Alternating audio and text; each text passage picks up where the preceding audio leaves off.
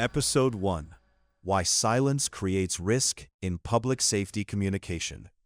Well, welcome to On the Record, the Public Safety Brief. I'm Michaela Thomas, Director of Strategic Engagement with OCV, where we work, of course, with public safety agencies across the country on communication strategy and community engagement.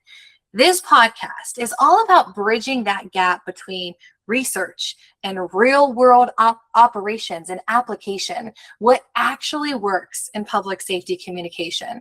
Today's topic is why silence creates risk in public safety communication. No comment is no longer an option. And honestly, I think this is one of the most important conversations that's happening in public safety right now. And I am so excited today to introduce our guest. Joining me is Professor of Strategic Communication at Clemson University, Dr. Timothy Sellnow, a nationally recognized expert in risk and crisis communication, whose research has helped shape how organizations communicate during uncertainty, emergencies, high-pressure events. He's co-authored 7 books and collaborated with, just to name a few, the Department of Homeland Security, the United States Department of Agriculture, Centers for Disease Control and Prevention, the Environmental Protection Agency, United States Geological Survey, and the World Health Organization, as well, of course, as the Federal Emergency Management Agency. And Dr. Sellnow, I just, again, appreciate the time, and sounds like you're very busy, so I appreciate the time to talk with us. Thank you so much for being here today. Well, and thank you for having me. I'm always happy to share the positive effects of good risk and crisis communication. Yes, absolutely. And there, gosh, I feel like there's so much to talk about as it relates to communication, and specifically in this field of public safety. To get us started, though, can you tell me a little bit about, what drove you in this direction? What drove you to the field of not just communication in general, right? Strategic communication. What drove you in that direction through your career? I think it's similar to your background. I started out focusing on journalism, and I grew up in a family of journalists. And what I found most interesting was people's response to emergency situations, like we'll talk about here today, or like your audience experiences on a daily and weekly basis. I was fascinated by it, but I also observed a concern, an apprehension about the communication process for many of those public officials who were forced to communicate in these highly volatile emergency situations. That drove me then to learn more about it when I was going through college, and started to evolve toward this and realized this is a whole area of graduate study. I got into it. I maintained my positive relationship with practitioners, and I've been at it ever since. My mantra is that the right communication at the right time saves lives, and I started thinking that as a very young journalist, and I've maintained that thought now. It's funny. I always said, following my career, journalism into public safety communication, I said, I can't sing, I can't dance, but I can communicate. And so this is what I am meant to do. Have me read the script and I'm there. And, I love that you said, it's about this hesitation sometimes, especially when we look at public safety. Public safety is, gosh, it's such a sensitive place to be, and so many are relying on you. And when you speak, it's gospel, right? When you are a public safety agency, every word is tracked. It's always on the record. Everyone is listening, and it is immediately newsworthy. And so what I have found, and I'm sure that you've seen as well, is sometimes that creates an inadvertent hesitancy. Well, we don't want to say anything because we don't want to say the wrong thing, and so we're going to be quiet. And tell me, let's unpack that a little bit. That is not the best approach, right? No, it's not. And the longer we wait, the more opportunity we give for those who are much less informed than we are to fill that pause with inaccurate, sometimes intentional, sometimes unintentional misinformation. So let's talk about what that means. When we go into an emergency situation or a high-risk event, if we knew everything, it wouldn't be a risk, or it wouldn't be an emergency. We'd have seen it coming and we'd have responded.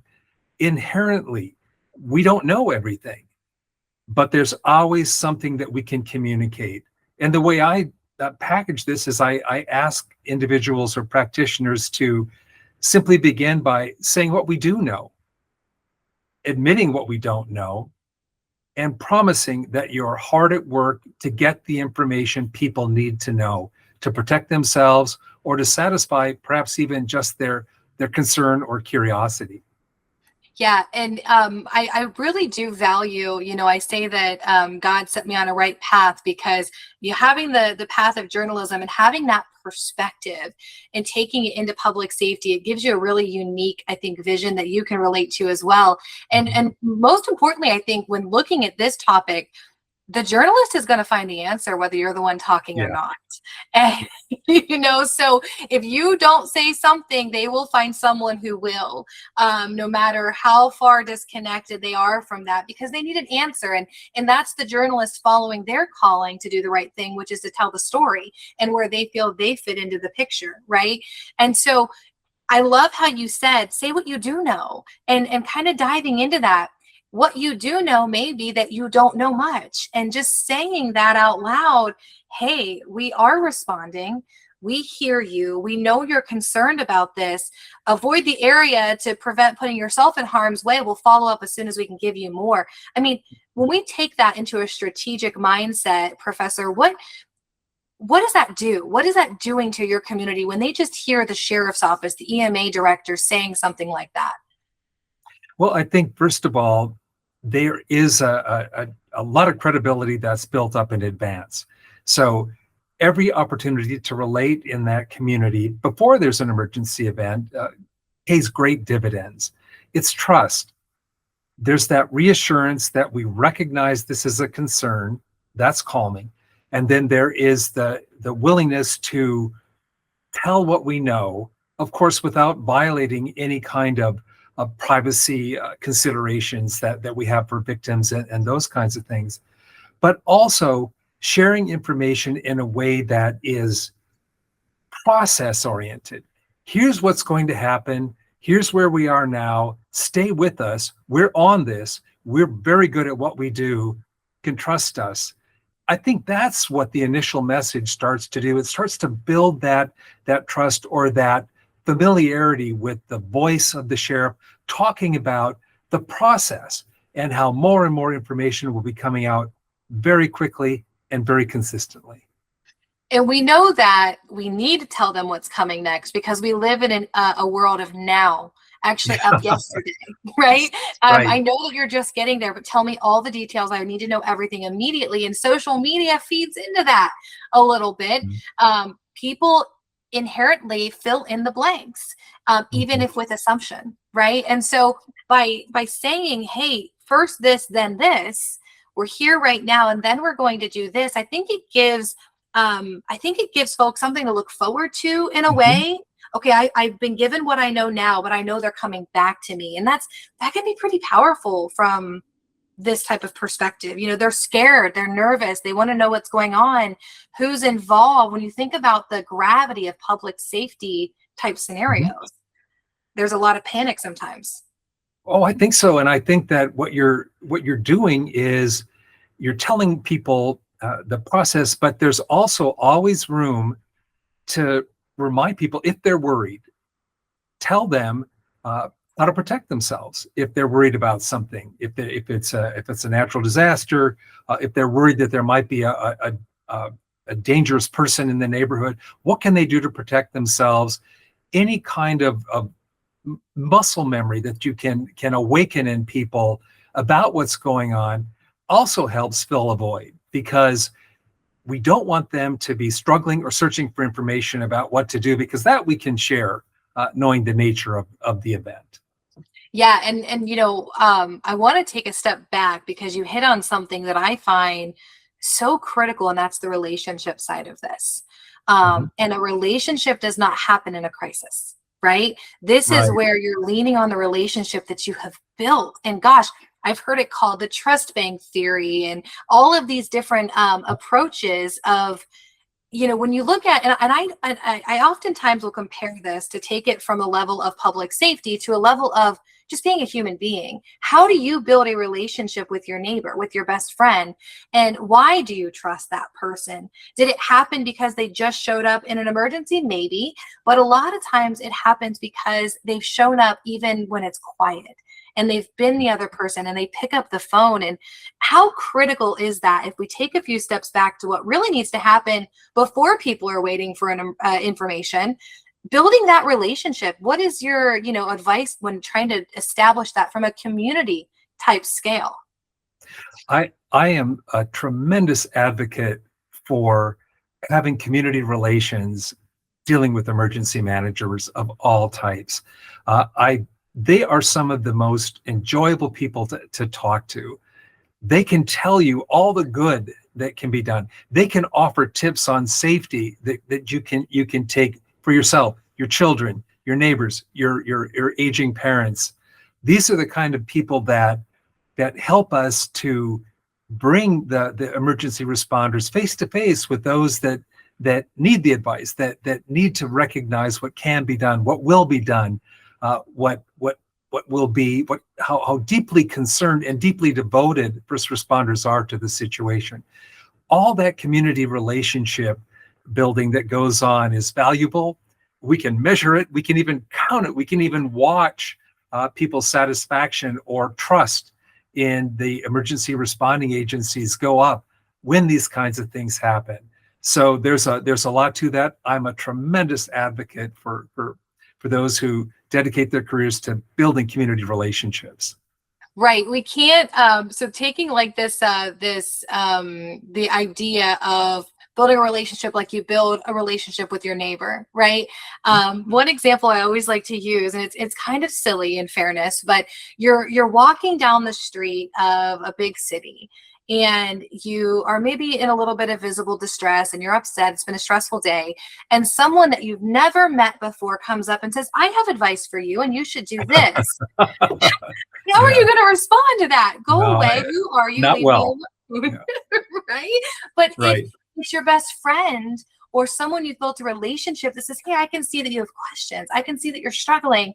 Try this. You are going to listen more. You're gonna heed that warning. You're gonna want to put into action what they're saying because you trust them, because you know they're here for you. And we have to do that on a community level scale. That's hard, but probably even arguably more important, right? Because we could be saying, hey, we're getting into wildfire season. We're getting into, whatever that emergency may be. We want to build a relationship with you so that that when we say we're to do this, it's not because we're taking an authoritative tone. It's because we care about you. And that's so critical, right? It's so true. It's communicating that caring. And let's be honest, people don't go into this line of work, this profession, unless they care about people, because you're putting your life on the line to protect others. All we're asking is to share the way you honestly feel, to make that a sincere contribution to the people that you serve. Help them understand what your dedication, what you want to achieve for that community. And it's very rewarding. Yeah, absolutely. And so, a lot of times what I experienced at the sheriff's office was, okay, this all sounds great, but how? Where do I find the time? How do I assign someone to do this? What tools do I lean on to accomplish this? Because when you look at, fire, EMA, police, sheriffs, they're handling 1,000 other things in the moment. How do I prioritize communication? And I know that a lot of them resort to social media, right? Which is absolutely has a place here.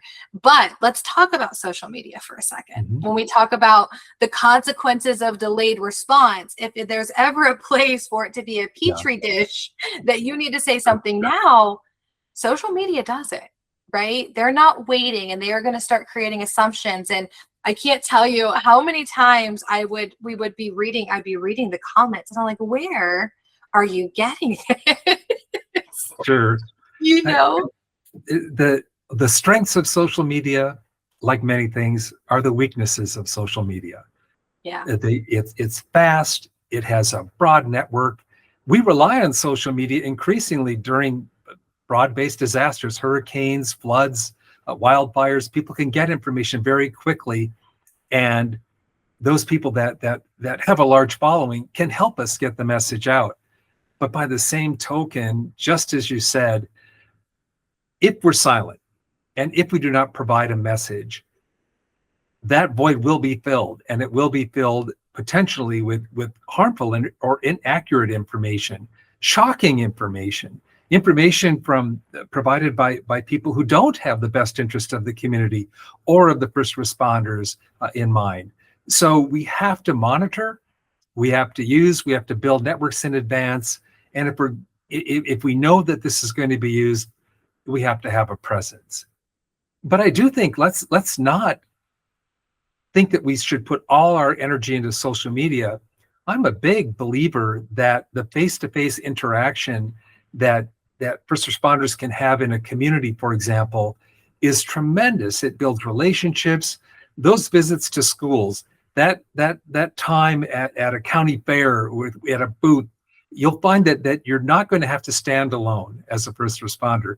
People will have questions. People will have stories. They'll want to talk to you. You're a celebrity in that community, and that's something that I really don't want to see people lose sight of, that face-to-face contact in a community.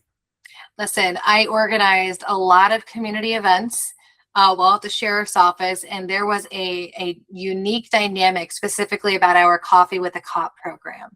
Oh, sure. I mean, they were excited. They were waiting. They scheduled this. It's been on their calendar.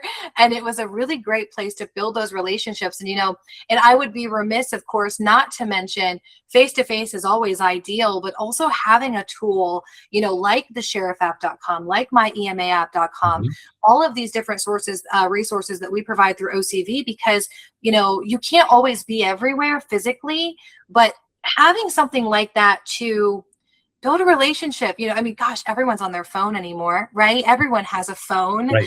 If you don't, we're wondering what's going on. And so what a great way to engage with them that way and share some of this information through our apps, of course. So definitely need to mention that. But, going back to social media, because that's a whole episode in itself, as you know, what happens from your perspective, Doctor, when the unofficial source becomes the first source? I mean, what is going on there? Yeah. The challenge we have is, simply stated, when that happens, we lose control of the narrative. And by narrative, I just mean the story that people are telling about the crisis. We want to be, if not in control of the narrative, we want to be early to the narrative and early in the narrative. Why? Because we have the most credible information. We have the most helpful information. We have what it takes to guide the community through something, and it's void of self-interest. I think that's so critical that we get in there at an early stage. Our research indicates that it's harder to gain credibility or regain credibility when we've not been present than it is to maintain credibility when competing narratives are attempted or competing messages are provided. It's not impossible, and we're not always going to be able to be first, I suppose. In fact, sometimes the crisis is on social media entirely. It's one of reputation. But the earlier we can be into the conversation, even if it's just telling what we know, telling what we don't know, saying what we're doing, and contributing to what people can think about for maintaining their own safety, that is so vital. Absolutely. I think there's just a human nature. If we come to the table late, it feels defensive. Yeah. Right. Well, obviously you're here. Now you've got to tell us how we're all wrong. We don't have the story right.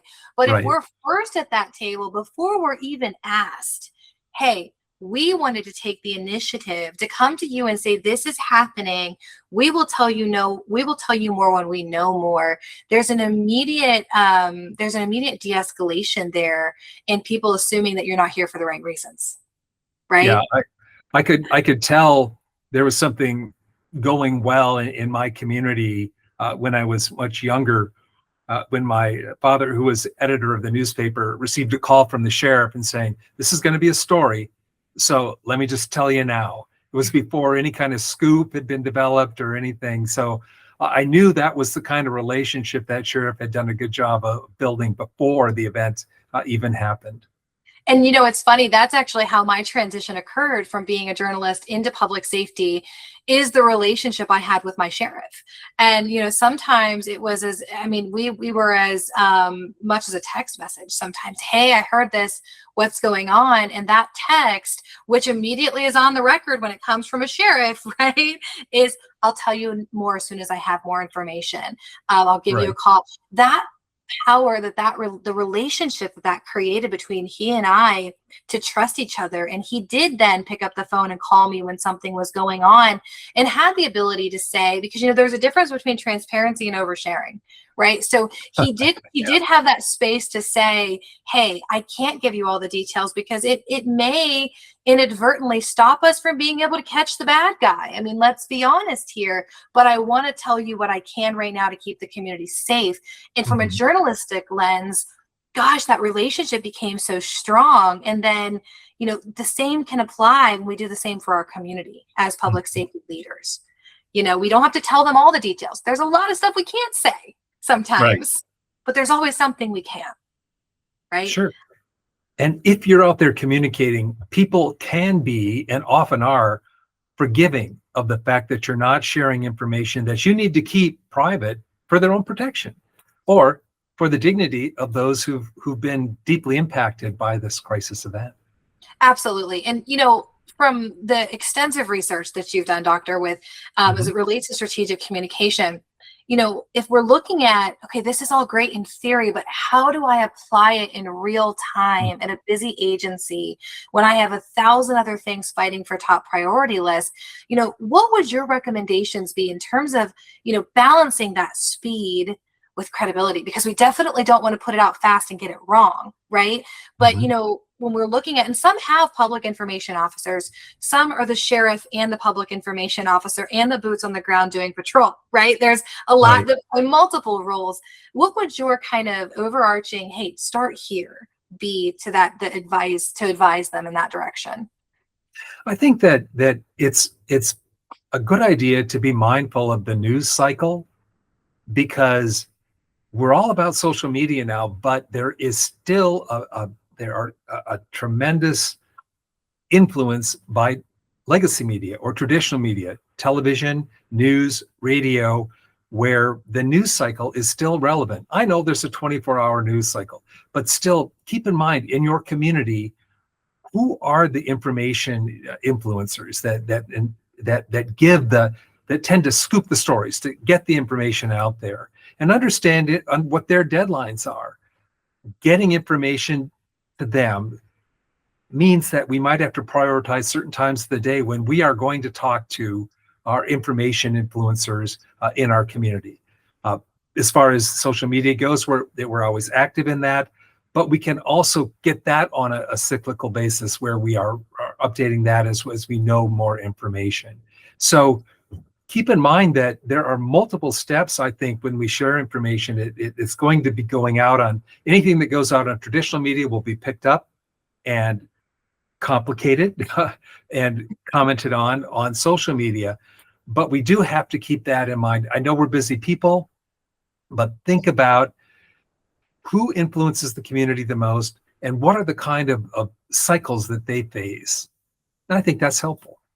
Yeah, absolutely. And I will be so bold to say that I feel like sometimes if we just prioritize communication, so many problems can be solved or completely avoided, right? If we just take the time, because what helps you like somebody? What helps you be relatable to somebody? understanding them in some way. You don't have to agree with them, but understanding them in some way makes it really hard to turn that person into an enemy, right? And we see so often, especially in a mode of panic, when there is an emergency or there is uncertainty or public safety is at risk, that we need someone to blame. We need someone to point our finger at. And so we're going to go to the first person. Sometimes that is the agency trying to protect us because they didn't communicate well enough or had a lot of questions. And I think the moral of that story is, can we underestimate the power of communication? You know, it needs to be top priority list. Even when we are boots on the ground, we know we're being called to this location to help with XYZ crisis. That's step one. Get our people there and make sure everyone's safe. Now, how do we tell everyone about it is a close second, right? Right. And I do believe, of course, I think that communication is tremendously valuable and that is influential in how, in the long run, the event will be perceived or how the agency will be perceived. But it's an ongoing process. It's something that we've already talked about. You've got to get involved in it, in building community, building credibility early. And you've got to be willing to step out in front of that microphone or to go online early and tell what you know and explain why you can't tell what you don't know, but get that information out there in such a way that people come to believe that you're sharing it, not because you have to, it's because you want to, because this is part of your responsibility and you care about the community that you serve, and it's part of the service you provide. And of course, never forget or never be afraid to share some of that advice for taking care or protecting yourself and your family. Always appreciated by audiences. Yeah, absolutely. It makes us feel like, oh, they're like me, you know, and be real. And yes, we have to have these boundaries in public safety for a lot of different reasons on a much higher level. But when you can just say, I'm human too, and I care about this community too, which is why I'm here, gosh, I immediately have immense respect for you. Thank you. Thank you for not telling me everything that may jeopardize my safety or the safety of my family, you know, and not everyone's going to respond that way, but at least I think it's a good way to enter that conversation and to build those relationships. You know, and I feel like we could go into so many different directions here, Doctor, I really do. But, you know, one thing I definitely want to take the space before we wrap today to highlight is something that I was blessed in the sheriff's office that I served. I had a leader that prioritized communication, gave me a space to explore different ways to do that and different ways to build those relationships. And I think that if we dig deep enough, every leader wants to do that, or most want to communicate. They want to build a relationship. But I think it's very, very easy, very common, and understandably so, that communication becomes secondary to operations very quickly because you're focused on what is the first thing is to keep everybody safe, right? You know, what would you say to those leaders who maybe are caught up in that mindset of, I get it, I need to tell, like, let's be real here. I need to tell everyone what's going on. I know that, but right now I need to shut down the highway because I have a semi overturned and that's where I'm at. You know, how do we help let them start to adjust that mindset to where they can do both? It's really important. I think there are budget pressures and we're looking for ways to save money. And I would eliminating or cutting back on communication with the community is not a smart way to save money. I think it should remain a priority. I think that we can build that relationship. And as communicators, for your example, we have to shut down the highway for an hour. That's painful for everyone involved, who's directly involved. And we can empathize. We can share that. We can admit we understand how difficult this is. I understand the frustration. We're going to do everything we can to get this fixed as quickly as possible. Those kinds of messages over time, with relationships, with that kind of trust that we can build, allow us to empathize, show our empathy, and build some sort of a rapport with our audience. It's important. And it's important that they see you upfront, early, and willing to explain that as best you can what you know about the situation, and acknowledging their feelings. If we acknowledge their feelings, it takes some of the spark out of, or the desire out of, to let people know what you're thinking in the comment section, those kinds of things, because it's already been spoken, it's already been acknowledged, and people have already said they care, and they're doing everything that they can as a first responder to bring this to an end. I think it's safe to say, without conducting a worldwide poll, okay, I think it's safe to say everybody wants to be heard. Everyone wants to know that their feelings are validated. And if, to your point, if I'm feeling frustrated and no one is listening to me, well, I need to be louder so that everyone knows that I'm frustrated. But that sense of validation, especially from a public safety leader, right? The value that holds to say, hey, I hear you. I understand you. I see you. And I get it. Here's what we're doing to fix it. I mean, you talk about just power to change the narrative and take control of that. Well, I think there are so many different things I know that we could still dive into. This is the tip of the iceberg. But, to conclude this conversation in particular today, Dr. Sellnow, if there were something that you could leave the audience with, I'm a firm believer in theory is one thing. How do we put it into real application? How do I go back to my command staff? How do I go back to my team and say, listen, I just heard this and I want you guys to try this. What is something you would have them take with them from today's conversation and give it a try? See what change it can make. It's a fun question, because it's one to ponder. I would say, and I often say, that in times like this, words are critically important. You can communicate the confidence that people need to stay calm, to find ways to protect themselves, and to stand by their community in difficult times. The minute you spend communicating could result in hours of the right kind of response for the people that you serve. And that's what I would say. Gosh, what a great token. Spend 5 minutes now to avoid 5 hours of cleanup later. Right? I mean, just take them. And take as a the former moment journalist, I'm right. I do know you're right. Absolutely. Well, Dr. Sellnow, what an incredible and just insightful conversation. And as a communications professional myself, we love to talk. We love to unpack this kind of stuff, right? So Right. I would definitely love to have you back another time. But before we wrap today, as I mentioned at the beginning in your introduction, you've co-authored 7 books, I believe is the number. I know you have a new one out. Do you want to talk a little bit about what folks could expect, or, what is that about, and why should folks check it out? Yeah, I did write a book.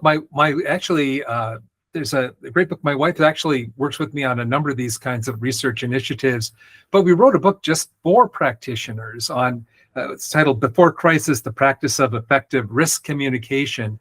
Talks a lot about the simple 4-step process. We can help people understand why the emergency affects them, explain what's going on, and that we can provide actions for their own self-protection, and then some good advice on how to distribute that message. It's written for practitioners. Anybody who wants to take a look, I think that would be particularly useful. Before Crisis. Absolutely. Well, we'll definitely share the link, of course, on where they can find more information on that. If you're interested, I think it's just having these few minutes to talk with you, I think would be extremely insightful. And I think personally for me, in getting the opportunity to talk to you today, Dr. Sellnow, is my takeaway really for me, it's not about perfection. It's about presence. Yeah. Right? It's about just being there, showing up, answering the call when folks are confused. And gosh, can't that save us those 5 hours later, right? Right. So Dr. Sellnow, as I mentioned, a strategic communications professor with Clemson University. Thank you so much for your time. What a fantastic conversation to share with our audience. And again, I just appreciate you being on, and definitely would like to extend the invite for a future episode. I think we have a lot more to talk about. No, I'd be happy to continue the conversation. And again, thank you for having me. Absolutely. And thank you, everyone, of course, for listening to On the Record, the Public Safety Brief. I hope today's conversation resonated you. Share it with someone in public safety leadership. Let them know about this insight and ways that they can apply it during their communications, emergency management, law enforcement, fire, you name it. We'll be back, of course, next time to talk more. Thank you so much for joining us today.